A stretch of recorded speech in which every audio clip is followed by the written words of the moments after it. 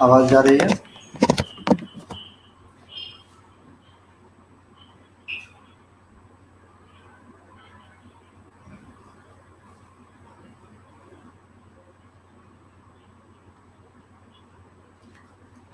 नमस्कार।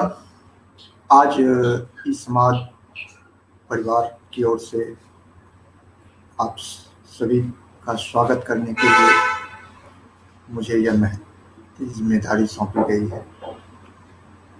जैसा कि आप में से बहुत सारे लोग जानते हैं, ई समाज की शुरुआत 2007 में हुई। फिर धीरे धीरे 2018 में ई समाज फाउंडेशन बना और उसी ई समाज फाउंडेशन के बैनर तले एक छोटा सा प्रकाशन प्रभाग भी था। आज सुनील कुमार जो ई समाज फाउंडेशन के प्रबंध न्यासी हैं और अमित जो तकनीकी रूप से इस समाज को बहुत ही मजबूत कर दिया है।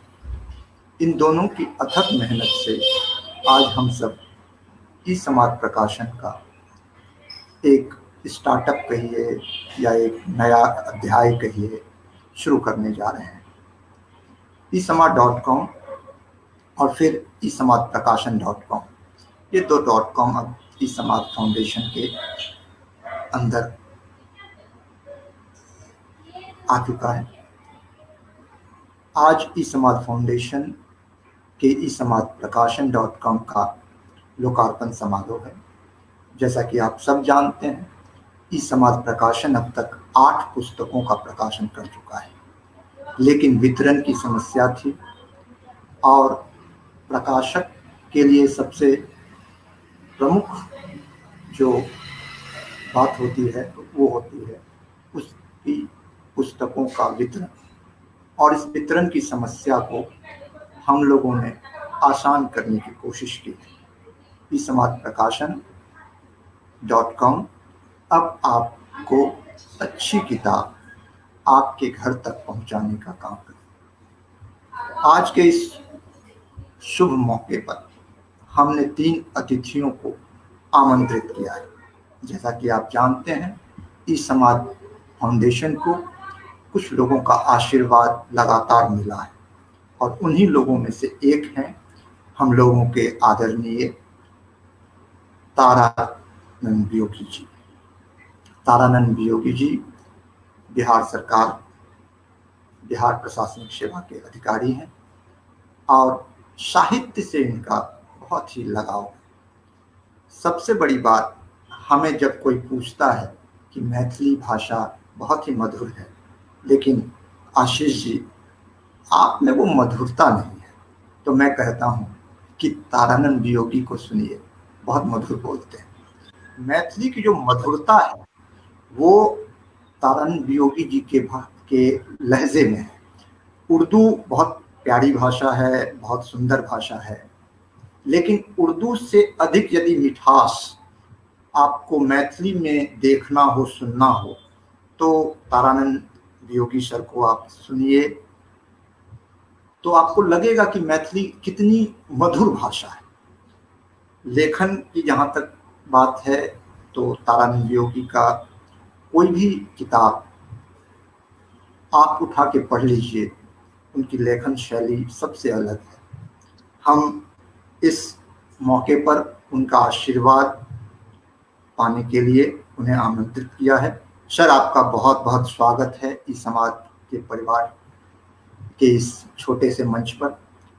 और आज हम लोग इन्हीं पारिवारिक बातों पर, मसलों पर ही बात करेंगे। कोई बड़ा मसला नहीं हमने इसके लिए रखा है, क्योंकि हम लोग अभी नहीं होता है ठेमुनिया देना, तो ठेमुनिया दे रहे हैं। तो हम लोग छोटे खुशी को ही एक दूसरे से बांटेंगे। बच्चा लोग कुछ कुछ कर रहा है, आपका आशीर्वाद चाहिए। हमारे दूसरे जो अतिथि हैं वो बहुत ही प्रसिद्ध फिल्म निर्देशक हो गए हैं, लेकिन हम जब उन्हें जानते हैं, हम जिस रूप में उन्हें जानते हैं, वो एक कवि हैं, एक पत्रकार हैं। और आप सब उनको जानते ही हैं।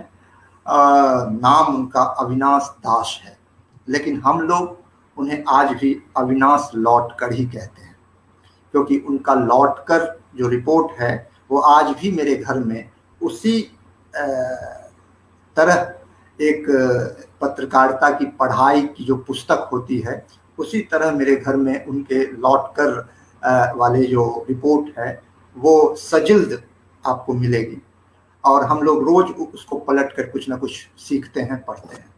तो कल जब अविनाश भाई से मैंने कहा कि इस तरह के आयोजन में आपको मैं आमंत्रित कर रहा हूं, तो अविनाश सर भाई ने कहा कि मैं तो अब उस चीज से अलग हो चुका हूं, लेकिन वो कितना मतलब सफेद झूठ बोल रहे थे इसका अंदाजा आप उनके पीछे जो बैकग्राउंड है उसको देखकर समझ सकते हैं कि पढ़ाई लिखाई से उनकी मतलब जो ये है वो टूटी नहीं है, वो एक फिल्मकार है। और ये बात हम आगे अविनाश सर से करेंगे कि हिंदी सिनेमा में साहित्य पहले एक दिशा देती थी फिल्म को, फिल्म में एक संदेश देती थी समाज को, लेकिन उस को बैकअप देती साहित्य। आज साहित्य फिल्म में कहाँ है, कैसे है, वो बात हम करेंगे अविनाश भाई से। और मेरे तीसरे जो अतिथि हैं वो मेरे प्रिय मित्र और हम सबके निराला विदेशिया जी।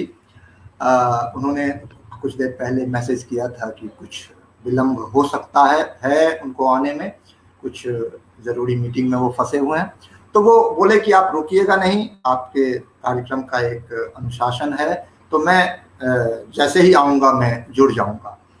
तो मैं अब दोनों अतिथियों के सामने अपनी टीम के जो सबसे हमारे मजबूत खंभे हैं, ई-समाज फाउंडेशन में जो तकनीकी आर्ट क्रिएटिव डायरेक्टर के रूप में काम करते हैं और आज सुबह 3 बजे तक वो इस वेबसाइट को तैयार करने में लगे हुए थे, मैं कुमार अमित जी से कहूँगा, सुनील आप कुमार अमित जी को स्क्रीन पर लाएं।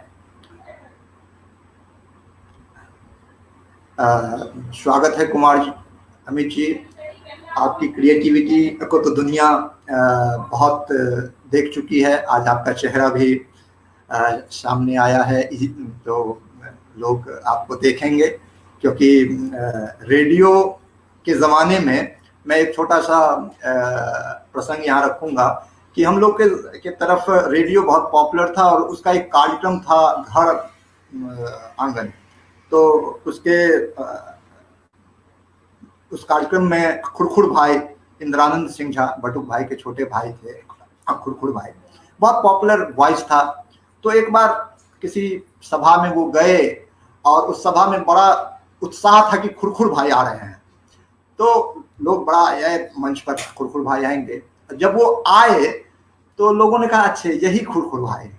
तो उनकी आवाज इतनी पॉपुलर थी, लेकिन चेहरा तो आपको देखकर कम से कम ये लग रहा है हाँ ये अमित है। तो तीनों अतिथियों के पीछे किताबों का जो रैक है वो मुझे आज थोड़ा सा ये कर रहा है कि मेरे पीछे नहीं है, तो मैं कोशिश करूंगा कि अगली बार बैकग्राउंड मेरा भी इसी तरह का हो। आप लोग आशीर्वाद दीजिए कि इतना पढ़ सकूं। तो अब मैं सबसे पहले समय को ये करते हुए अमित से रिक्वेस्ट करूंगा कि वो इस वेबसाइट के बारे में कुछ बताएं, क्या अलग है। वेबसाइट तो बहुत सारा है इस दुनिया में।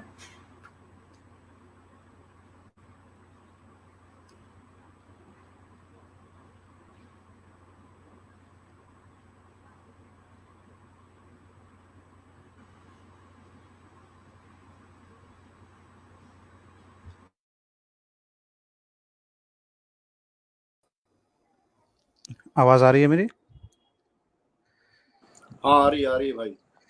हाँ नमस्कार सभी अतिथि जनों को नमस्कार।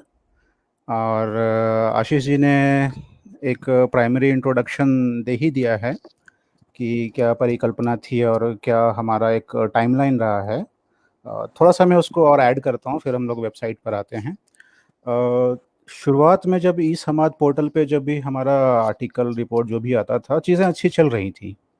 और मैं भी बाद में जुड़ा हूँ लगभग 2013-14 के आसपास में। उसके बाद से सारा उसका जो भी तकनीकी अफेयर है या वो सारा मैं देख रहा था।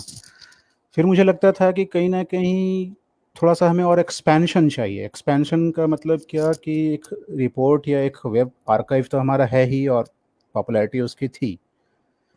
तो फिर ये बात-बात में हम लोगों ने 2017 तक आते-आते एक प्रकाशन की नींव डाली और उसको एज़ अ पायलट प्रोजेक्ट लेते हुए हम लोगों ने इसको अलग नहीं किया।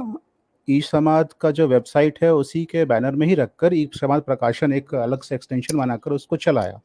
और शुरुआत में हम लोग ई-बुक से आए कि देखते हैं लोगों की प्रतिक्रिया कैसी होती है, उसके बाद हम चीज़ों को फिर आगे बढ़ाएँगे। प्रतिक्रिया भी अच्छी मिली, लोगों का भी काफ़ी सहयोग और साथ रहा। फिर कैटलॉग में भी हमारी वृद्धि हुई और फिर हमें लगा कि एक अलग से वेबसाइट की भी अब ज़रूरत है। मतलब होता क्या है ना कभी-कभी कि एक बच्चा है, जब बड़ा हो जाता है तो उसको भी अपना एक अलग कमरा चाहिए।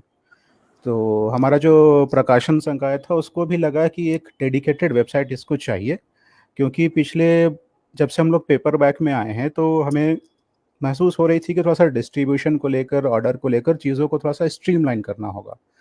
दूसरा क्या है कि जैसे कि एक किताब हम लोग सोशल मीडिया पर ही ज़्यादा एक्टिव रहे हैं, तो एक किताब कोई शेयर होता था।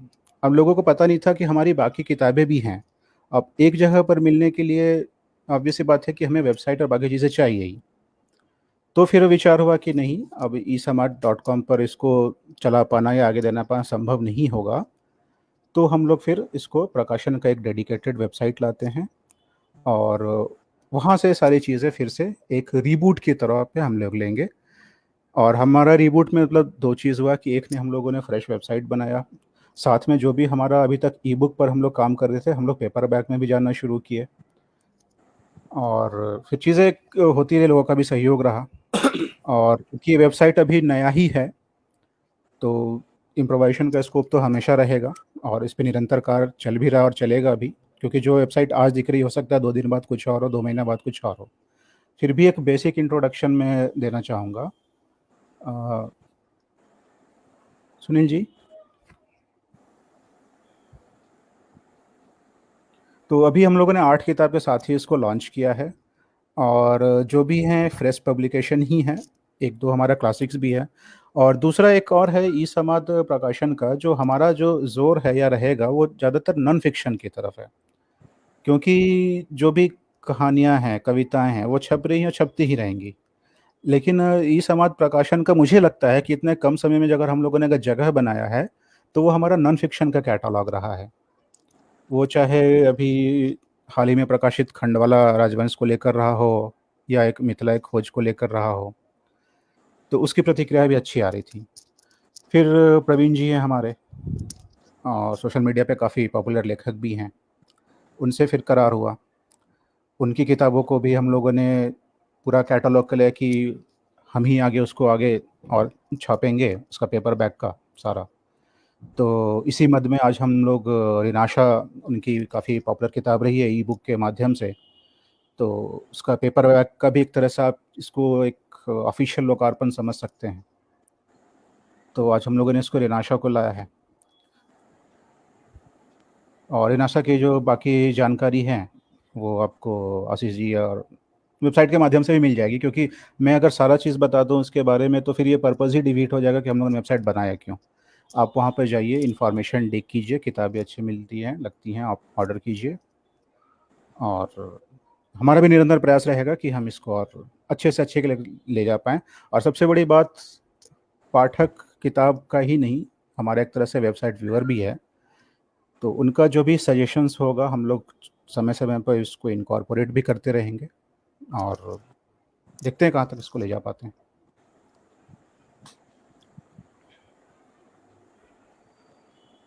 Over to Ashish ji.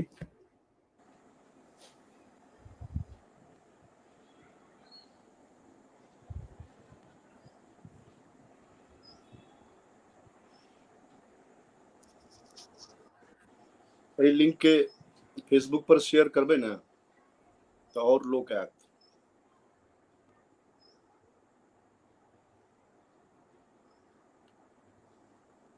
आवाज आवाज आपकी आशीष जी आशीष जी mute आप है। म्यूट हैं। हाँ सॉरी।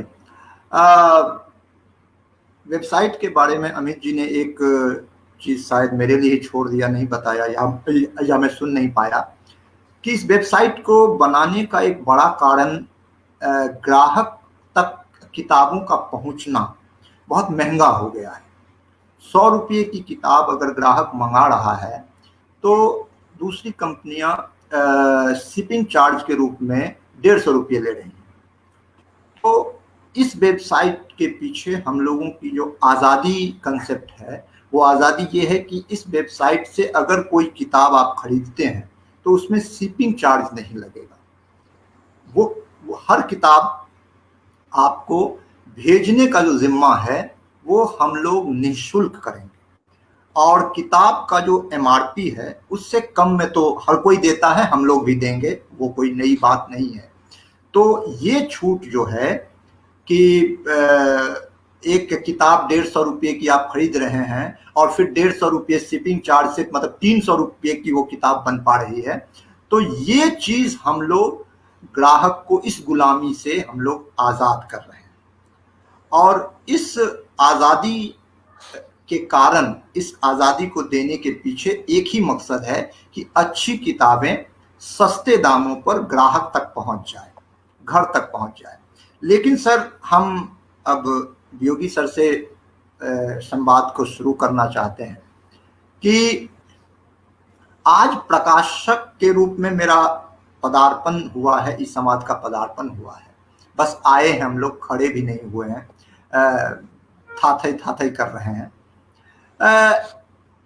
आप एक बड़े साहित्यकार हैं, बड़े लेखक हैं, वर्षों से आपका ये अनुभव रहा है।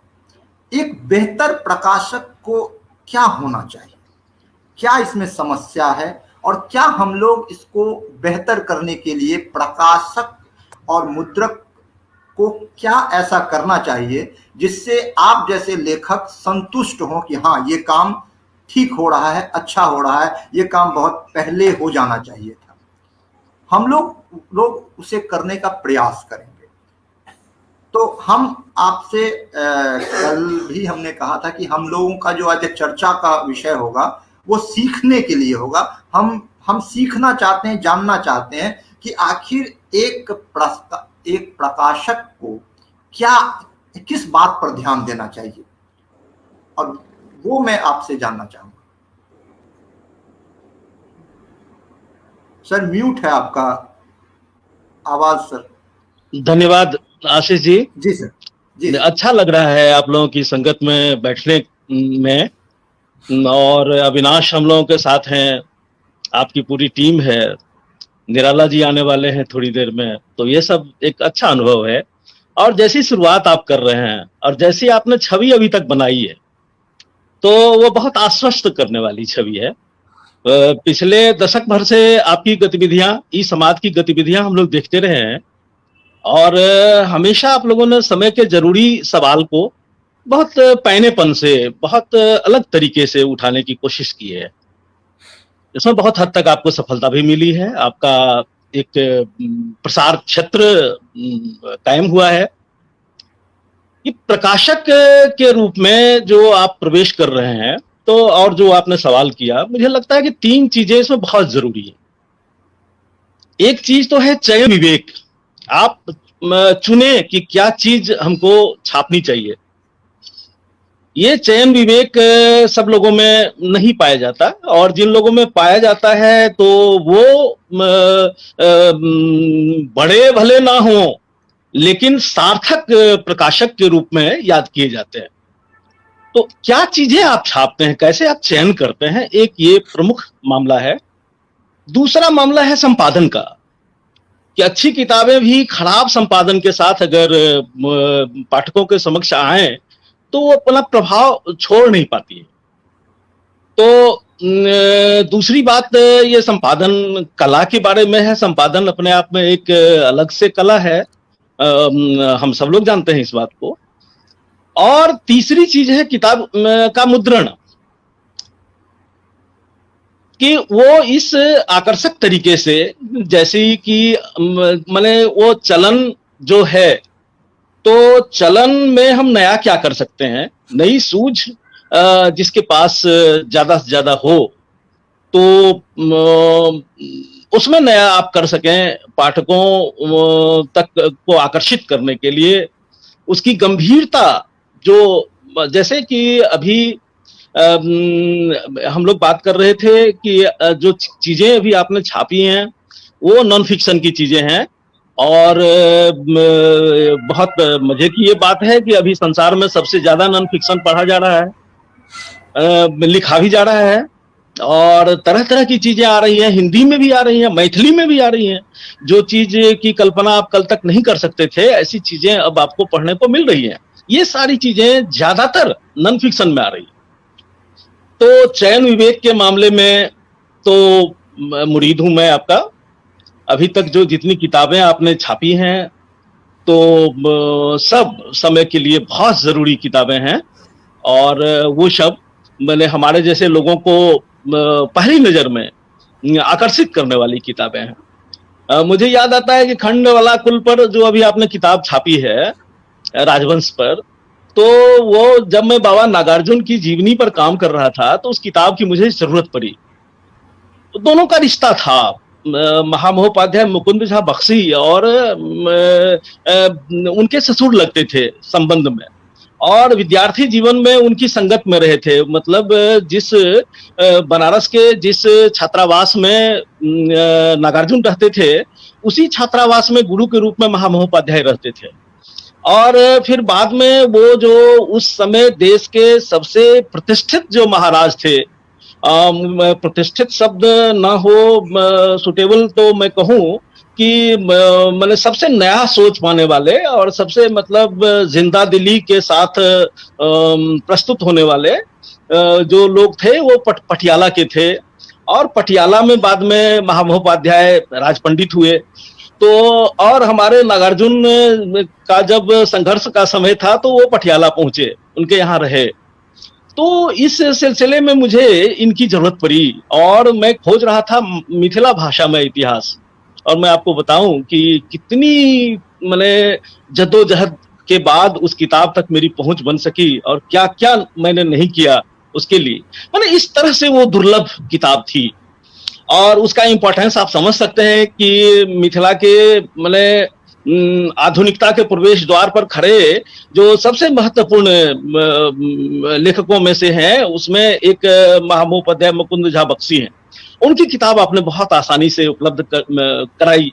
अब उसमें आप संपादन कला को देखें तो आपने एक ऐसे आदमी को, सुयोग्य व्यक्ति को इसके संपादन का जिम्मा दिया, जिन्होंने जो उसमें करने वाली चीजें जो थी, मैंने खास तौर पर भाषा और संपादन के दृष्टिकोण से वही आदमी सबसे बेहतर कर सकते थे। मेरा ख्याल, मेरा इशारा डॉक्टर शशिनाथ झा की तरफ है। तो उनको आपने संपादन का जिम्मा दिया। तो इस तरह से चीजें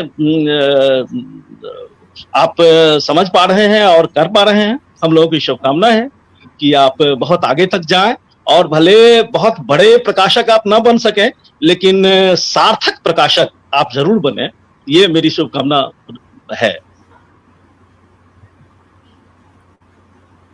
जी सर, जो भी हो रहा है या जो भी होगा वो आपके मार्गदर्शन में ही होगा, और आप लोगों के विचारों से ही हमें शक्ति मिलती है, हमें मार्ग मिलता है आगे बढ़ने का। और ये बात मैं यूं ही नहीं कह रहा हूँ, अविनाश भाई सामने हैं। संपादन की क्रिया के बारे में बताऊं कि जब मैं 99 में प्रभात खबर से जुड़ा तो मेरी हिंदी बहुत कमज़ोर थी, आज भी कमज़ोर है, कोई ऐसा नहीं है, लेकिन उस वक्त कुछ ज़्यादा ही कमज़ोर थी, बहुत गलत लिखता था। तो एक बार संपादक ने मुझे बड़ी तगड़ी डांट पिलाई, और मैं जब वहाँ से निकल गया संपादक के चैम्बर से, तब मुझे एक आवाज़ आई, और वो आवाज़ थी अविनाश भाई की। अविनाश भाई ने कहा संपादक से कि ये लड़का अभी नया है, इसकी हिंदी कमज़ोर है, थोड़ा वक्त दीजिए, धीरे धीरे सीख जाएगा। तो ये वो वक्त था जब मुझे सबसे ज़्यादा जिस शब्द की ज़रूरत थी वो शब्द अविनाश भाई ने कहा था। और उसी दिन से अविनाश भाई के लिए मेरे मन में एक अलग श्रद्धा है। और मैं जो भी सीख पाया हूँ भाषा की दृष्टि से, वो उसी जो एक मतलब पीछे से जो एक हाथ रखा गया पीठ पर, वही है सब कुछ। तो आपने जो कहा है कि अब तक का जो सफ़र आपको अच्छा लगा, मैं उम्मीद करता हूं कि मैं आगे का सफ़र भी विश्वास को, आपकी इस उम्मीद को कायम रखने के लिए करूंगा। और मुकुंद झा बख्शी की किताब आपको तो मिल गई सर, लेकिन मुझे अब तक नहीं मिली है। मैं ये किताब अभी भी फोटोकॉपी पे ही सब काम किया हूँ, ओरिजिनल किताब मुझे अभी भी नहीं मिली। तो ये एक संकट इस किताब के साथ है और मैंने उसे अब दूर कर दिया है। और शशिनाथ जी उस दिन बता रहे थे कि उनको 20 साल इस किताब के मतलब पुनर्प्रकाशन का सपना उन्होंने देखा, 20 साल तक। और मुझे भी इस किताब को प्रकाशन करने में बहुत वक्त इसलिए लगा क्योंकि मोटी किताब है, धन की ज़रूरत मतलब पड़ी थी। तो मैंने पहले पतली पतली किताबें छापकर धन जुटाया और फिर इस मोटी किताब को लेकर आप लोगों के समक्ष आया हूँ। आगे मैं कुछ और महत्वपूर्ण किताबों को अनुवाद करके आप लोगों के बीच लाऊंगा। वो किताबें भी मिथिला के इतिहास, मिथिला के साहित्य से जुड़ी हुई हैं। लेकिन अब मैं अविनाश भाई से एक बड़ा सवाल हूँ कि मुझे पुराने लेखकों को रीप्रिंट करने की जो बाध्यता नहीं कहूँगा, लेकिन ज़्यादा मैं उधर मुखातिब हूँ, उसका एक बड़ा कारण ये है कि नए लेखकों की पांडुलिपि उस तरह की नहीं आ रही है कि मतलब अचानक कह दूं कि हाँ भाई मैं ये पांडुलिपि छापूंगा।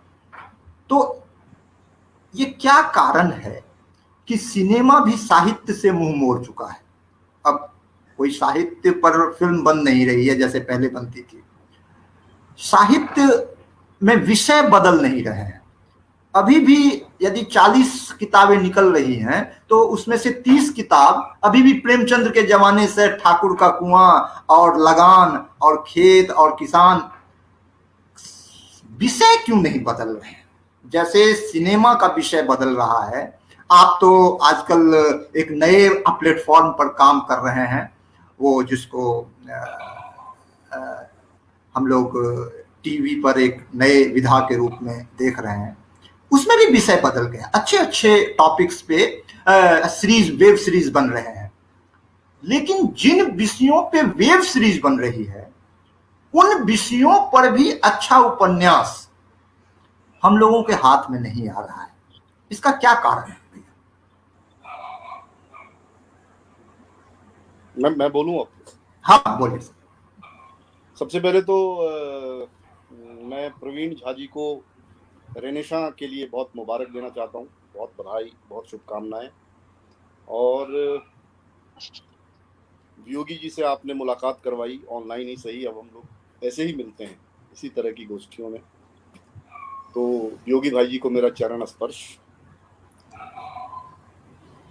जो काम आप कर रहे हैं आशीष जी और डॉक्टर साहब,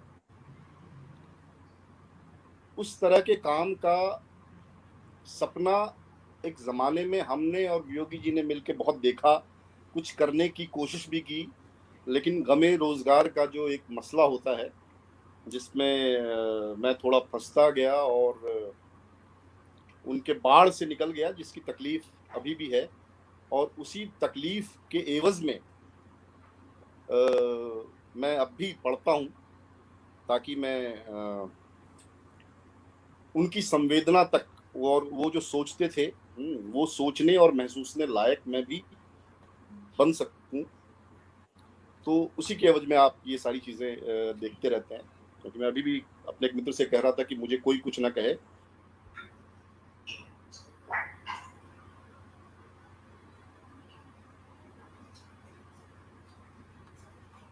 के बारे में सबसे पहले कुछ चीज़ें कहना चाहूँगा कि मैथिली में एक तो इस तरह का प्रकाशन नहीं था, और कमोबेश हिंदी प्रकाशन उद्योग भी अपनी बहुत सारी चीज़ों, जिनमें विजन और दृष्टि एक बात है, उससे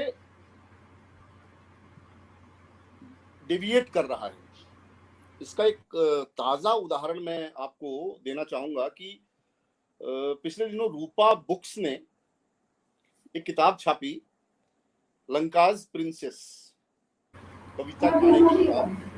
मैं आप लोगों की बातचीत सुनते हुए मेरे जहन में कुछ आया, जब योगी जी बता रहे थे, डॉक्टर अमित बता रहे थे, उस समय मेरे जहन में आया। तो उसका जो एक कवर है वो ये देखिए, कवर, ये कवर है, और इसी किताब का जो हिंदी अनुवाद है वो ये है। लंका की बहुत इंप्रेसिव आपको लगेगा, बहुत खूबसूरत लगेगा। ये बेसिकली सूर्यनखा पे ये नॉवेल है। तो मैं बैठा हुआ था, मेरे पड़ोसी हैं यूसुफ मेहता, जो कि तैयब मेहता साहब के लड़के हैं, और तैयब मेहता हिंदुस्तान के बहुत बड़े पेंटर रहे, एम.एफ. हुसैन के समकालीन। तो उन्होंने हिंदी का जो कवर देखा हमारे पास, तो उन्होंने बताया कि देखिए, ये जो इसकी जो शैली है, ये पर्शियन शैली है, और रावण की लंका का इस शैली से क्या लेना देना है। तो ये जो कवर डिजाइन है, मतलब इसकी दृष्टि को लेकर के उन्होंने बहुत सारी बातें जो है हमको बताई, जिस पर आमतौर पे हमारी नज़र जो है वो जाती नहीं है डेप्थ में, और हम लोग ऊपर ऊपर से चीज़ों को समझते रहते हैं कि यार ये बड़ा खूबसूरत लग रहा है, लेकिन ये प्रासंगिक है कि नहीं किसी किताब के साथ, ये एक बड़ा मसला होता है। और इस मसले को ई समाज प्रकाशन ने बहुत कमाल तरीके से जो है वो सॉल्व किया है, डील किया है। क्योंकि मेरे पास अभी अभी कल या परसों ही ये किताब पहुंची है, खंडवाला राजवंश की। जब मैंने इसका कवर देखा था, इससे पहले भी ये किताब मैंने मंगवाई थी, हालांकि पतली सी किताब थी, और जिस वजह से आपने इस समाज प्रकाशन में सुविधा दी है कि आप सीधे आपसे मंगवा सकते हैं, मैंने अमेजोन से मंगवाया, और 500 रुपये से ज़्यादा खर्च हुए किताबों को मंगवाने में। तो उन दोनों का कवर देख करके मुझे एक तरह का कमाल का सुख मिला। मतलब मैं एक्साइट हो गया कि यार, मतलब मैथिली मिथिला में इस सुचिंतित तरीके से सोचने वाले लोग अब हो गए हैं, आ गए हैं। और न सिर्फ कवर, किताबों के चयन को लेकर के, जिसके बारे में अभी योगी जी ने बड़ी कारगर्भित बातें कही हैं, वो इस समाज जो है, मुझे लग रहा है कि न सिर्फ मैथिली में, तमाम भारतीय भाषाओं के बीच एक बड़ी उम्मीद की किरण है। दूसरी बात जो आपने मैं जिस क्षेत्र में इन दिनों काम कर रहा हूँ, सिनेमा, ओटीटी, डिजिटल वर्ल्ड, उसमें हिंदी साहित्य के लिए या किसी भी किस्म के साहित्य के लिए कितनी जगह बन पा रही है, या जिस तरीके से अपने आप को कंटेंट के लेवल पे ये मीडियम, विजुअल मीडियम अपडेट कर रहा है, उस तरीके से साहित्य खुद को अपडेट कर पा रहा है या नहीं। मुझे लगता है कि अभी भी जो हमारा विजुअल मीडियम है वो साहित्य से बहुत पीछे है। और ऐसा नहीं है कि यहाँ पे लोग पढ़ते नहीं हैं, यहाँ के लोगों तक किताबें पहुंचती नहीं हैं।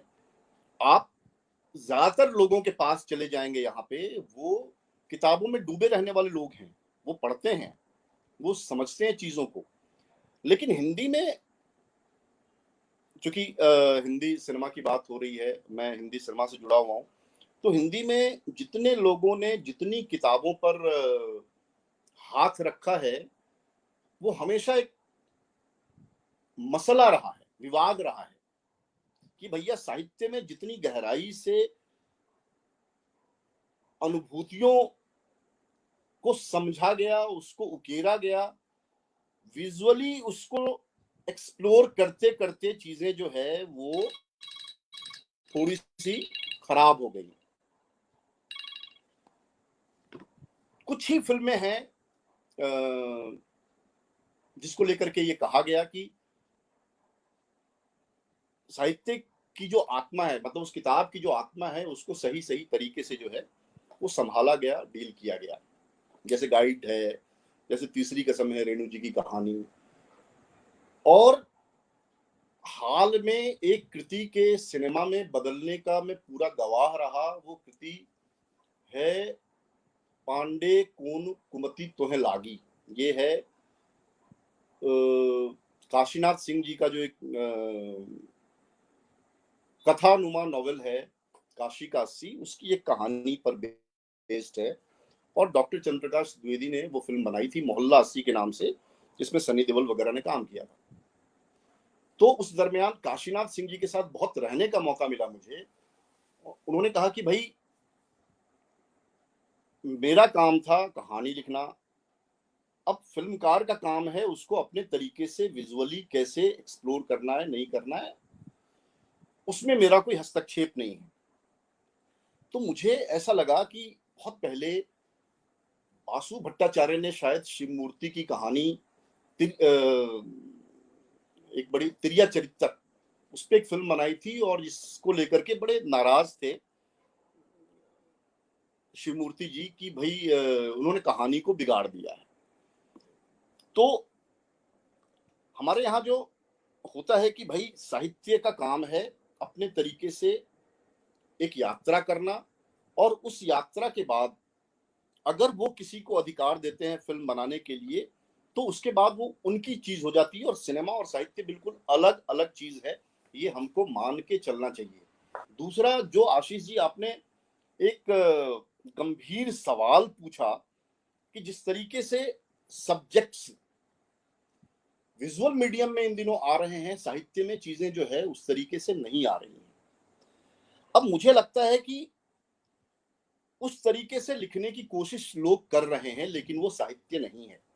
मुझे यहाँ कहने में कोई गुरेज नहीं है कि हिंदी नई चाल में ढली के नाम पर बहुत सारे लोग जो लिख रहे हैं नॉवेला, मैं नाम उन लेखकों का नहीं लेना चाहता हूं क्योंकि बड़े नौजवान हैं, हमारे दोस्त हैं, मैं उनका बहुत एहतराम करता हूं, प्यार करता हूं, लेकिन वो उथली चीजें हैं। साहित्य एक शब्द के भीतर कई सारी तहों को संभाले हुए एक बड़ा संसार क्रिएट करता है। मुझे अभी हाल ही में किसी ने एक किताब भेजी नई, और मैं उसको पढ़ने लगा, जिस किताब का बड़ा शोर है और जिस किताब के राइट्स बिक गए हैं यहाँ पे, जिस किताब पर वेब सीरीज बनने वाली है। जब मैंने उसको पढ़ना शुरू किया, क्योंकि मेरे पास भी प्रपोजल आया था कि आप आके डायरेक्ट करो इसको, मैंने पढ़ना शुरू किया और मुझे लगा कि यार ये अगर साहित्य ये है तो मैं साहित्य की के बजाय अपनी एक कहानी लिखूंगा और उस पर फिल्म बनाऊंगा। तो हर विधा अपने आप में अलग किस्म की मंजिल है, अलग किस्म का महल है, अलग किस्म की हवेली है। कभी कभी अगर मिल जाए तो बहुत अच्छी बात है। जैसे कोई बहुत अच्छा सिनेमा देखने के बाद मुझको लगता है कि इसमें साहित्य की संवेदनाएं हैं। जैसे पिछले दिनों मैंने बांग्ला का एक सिनेमा देखा था, बेला शेसे। वो वृद्ध दंपति के प्रेम पर एक अद्भुत अद्भुत आख्यान है, और उस पूरी फिल्म को देखते हुए मुझे लगा कि मैं एक कविता सुन रहा हूं, मैं एक कविता देख रहा हूं। मतलब ऐसे पोएटिक सीन, मतलब इतना पोएटिक फ्रेम, और लोगों का इतना सहज अभिनय, और संगीत की इतनी मतलब बारीक और सुगठित किस्म की संरचनाएं मिली कि मैं बांग्ला नहीं जानते हुए भी एक सेकंड के लिए भी पलक नहीं झपका पाया। उसके बाद बांग्ला की बहुत सारी फिल्में मैंने देखी, कॉन्ठो, फिर मलयालम में जो इन फिल्में आ रही हैं जैसे कुमलांगी नाइट्स, या अभी अभी फिल्म आई है जो प्राइम वीडियो पे है, मलिक। मामूली गैंगस्टर फिल्म है मलिक, लेकिन जब आप उसको देखोगे तो उसमें साहित्य की गहराई जो है उस तरीके से विजुअली सोची गई चीजें लगती हैं। तो मुझे लगता है कि साहित्यकार बिना किसी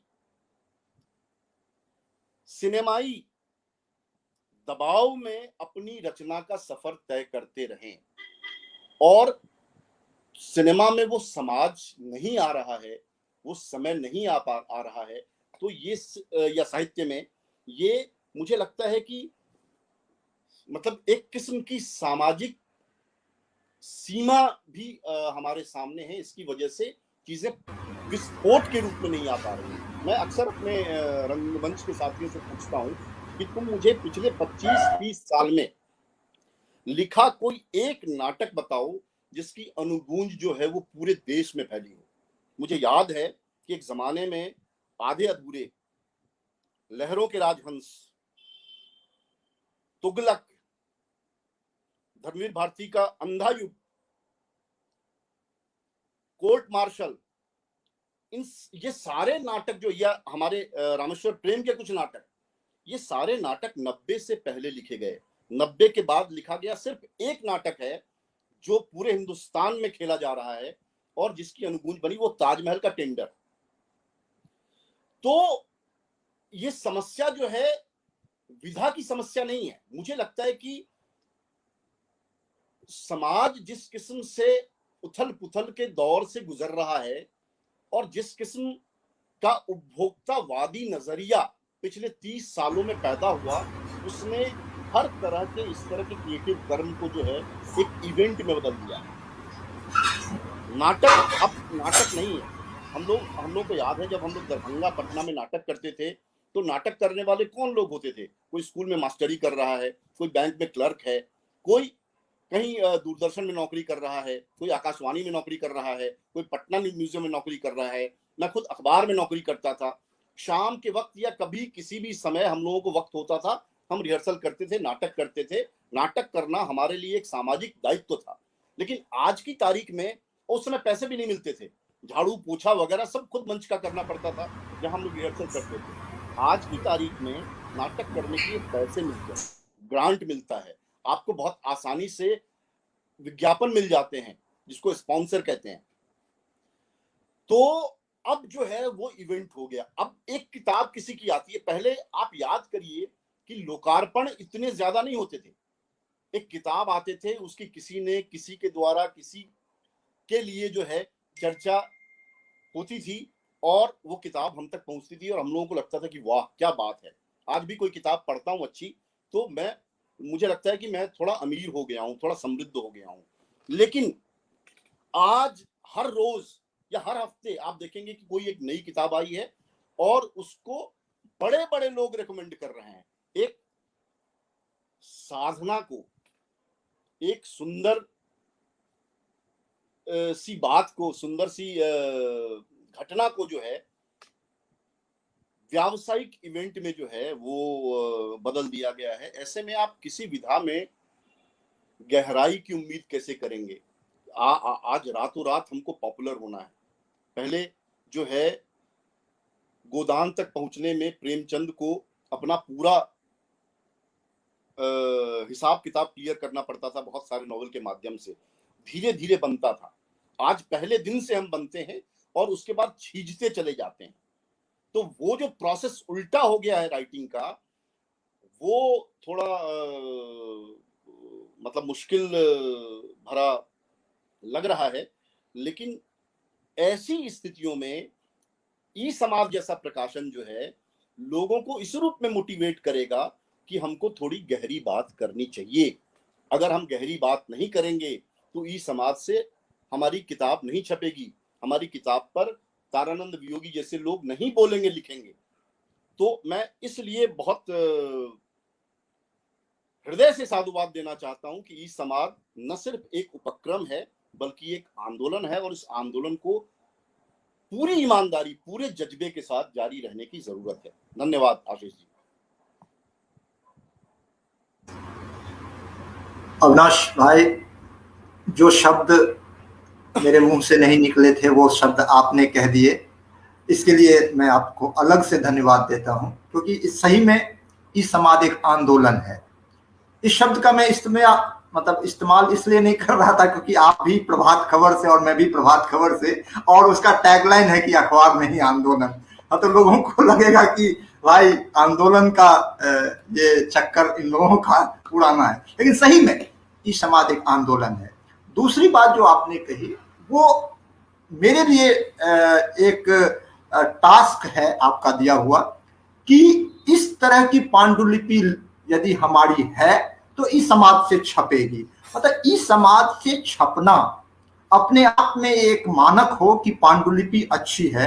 ये जिम्मेदारी इतनी बड़ी जिम्मेदारी है जिसको मैं निभा पाऊं, ये वियोगी सर और आपका आशीर्वाद हो, क्योंकि चयन समिति में एक सदस्य मैं भी हूं, तो इस रूप में मैं इस महती जिम्मेदारी को निभा सकूं, इसका आशीर्वाद मैं चाहूंगा।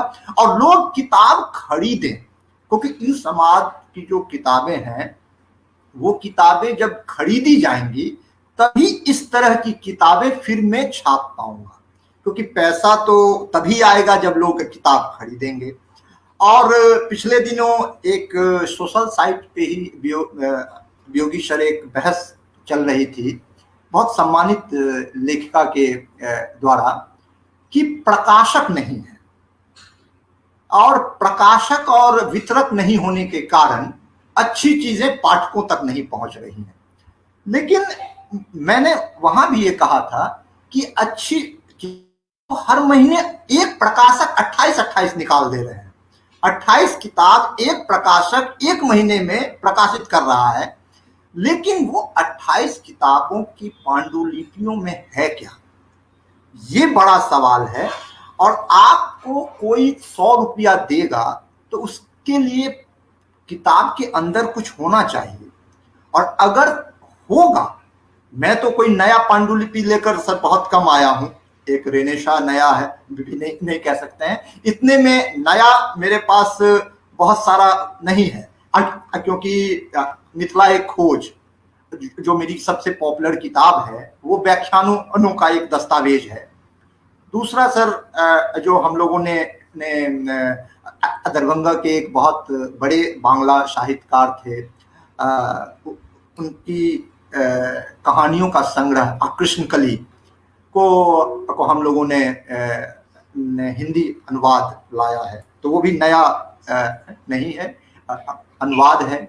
फिर हम लोगों ने खंडवाला राजवंश को फिर से एडिट करके निकाला। तो हमने अब तक कोई ऐसा नया पांडुलिपि ग्राहक के हाथ में नहीं दी है, लेकिन ग्राहक हमारा जो भी प्रकाशन है उसको प्यार दिए हैं, उसको खरीदे हैं। और अविनाश भाई जैसा कह रहे थे कि MRP से ज्यादा पैसा खर्च करके एक किताब वो घर तक मंगवाए, तो ये जो एक ग्राहक का होता है कि MRP से ज्यादा पैसा खर्च करके हम वो किताब खरीदें, ये सर प्रकाशक का दम नहीं है, ये उस पांडुलिपि का दम है। पांडुलिपि ने उनको ये मजबूर किया। प्रकाशक कितना भी बढ़िया कवर बना दे, कितना भी अच्छा आप पेपर दे दे, यदि पांडुलिपि में दम नहीं है तो वो किताब 500 या 5 रुपये में भी लोग नहीं खरीदेंगे। और आज जो सबसे बड़ा संकट है सर वो यही है कि 500 रुपये क्या किताब बनने लायक कथानक साहित्य मतलब प्रकाशक के पास आ नहीं रहा है। अब मैं कुछ लिख दिया, अब मेरे लिए कभी ग्वाला अपनी दही को खट्टा कहेगा? नहीं कहेगा। लेखक तो यही कहेगा कि सब प्रेमचंद्र कुछ नहीं लिखा, जो लिखे हम ही लिखे। लेकिन सर ये सही बात है कि पांडुलिपि यदि बेहतर आए, पांडुलिपि अगर मजबूत हो, तो इस समाज नहीं, जितने भी प्रकाशन है, मैं कोई यहाँ ये नहीं कहता हूं कि इस समाज बहुत ये है, हर प्रकाशक चाहता है कि अच्छी पांडुलिपि उसके पास आए। 1936 में मैथिली में लिविंग रिलेशन पर उपन्यास लिखा गया। राजकमल चौधरी ने लिस्बियन पर 50 के दशक में लिख दिया, जिसपे शोभा डे 90 के दशक में फिर एक नए रूप में लिखी। 2030 में, 2050 की बात छोड़ दीजिए, 2030 में मिथिला का समाज कैसा होगा, इस पर लिखने वाला साहित्य आज के तारीख में मुझे कोई दिख नहीं रहा है, जिसको पलट के हम आने वाले समाज की कल्पना कर सकें। हिंदी में नहीं दिख रहा है, मैथिली की तो बात छोड़ दीजिए। तो आप लोगों से ये निवेदन है कि कहीं भी अच्छी पांडुलिपि यदि आप लोगों को दिखे तो बिना संकोच किए हुए अधिकार के साथ आप कह सकते हैं कि ये पांडुलिपि को प्रकाशित ई समाज करेगा। आप दोनों जो हमारे आज के अतिथि हैं वो अभिभावक भी हैं, और आप लोगों को ये मेरी ओर से, इस समाज परिवार की ओर से निवेदन है कि अच्छी पांडुलिपि अगर आप लोग के नजर में कहीं जाए तो आप इस विश्वास के साथ सामने वाले को कहें कि ये पांडुलिपि इस समाज को दीजिए, वो छाप देगा। दूसरा, जो ये कार्यक्रम देख रहे हैं, मैं उनसे यही कहूंगा कि आज जो मेरी प्रशंसा हुई, इस समाज की प्रशंसा हुई है, वो प्रशंसा तभी संभव है जब आप इस समाज का पुस्तक खरीदें और उस पुस्तक के मुनाफे से हम दूसरा किताब छाप सकें, अच्छा किताब। क्योंकि बहती गंगा में यदि हम जाएंगे तो ये प्रशंसा नहीं मिलेगा। ये अविनाश भाई ने सही कहा, जो वियोगी सर ने जो आज कहा है वो हम लोगों के लिए समझ जाइए कि मतलब जो सोच नहीं सकते हैं वो, मतलब हम लोग उस स्नेह को, उस विश्वास को कैसे बनाए रखेंगे, ये चिंता, ये परेशानी, ये भार मेरे माथे पर आज आ गया है। और मैं उम्मीद करता हूं कि 1 दशक बाद या 2 दशक बाद भी जब मैं योगी जी के सामने बैठूं तो मुझे ये दिन याद रहे, और उस दिन भी योगी जी सर को हम पे उतना ही गर्व हो जितना आज हो रहा है। तो आज के कार्यक्रम में आप दोनों अतिथियों ने समय दिया, इसके लिए बहुत बहुत धन्यवाद। अमित जी को भी धन्यवाद, जो उन्होंने इस समाज के टेक्निकल और डिजाइनिंग और क्रिएटिविटी को इस स्तर तक पहुंचाया जो अविनाश जी ने आज खास तौर पे उनकी क्रिएटिविटी को जिक्र किया, उनका साधुवाद किया। तो अमित जी को भी धन्यवाद, और सुनील जी को खास तौर से धन्यवाद, जो उन्होंने इस पूरे तकनीकी बैठक को अपने उंगलियों से संचालित किया है। और सुनील जी इस समाज के प्रबंध न्यासी हैं, तो उनका प्रबंधन आज तकनीकी रूप में भी हम लोग देखें। सभी मित्रों को धन्यवाद। हम लोग फिर किसी मौके पर ऐसे ही मिलेंगे और बात करेंगे।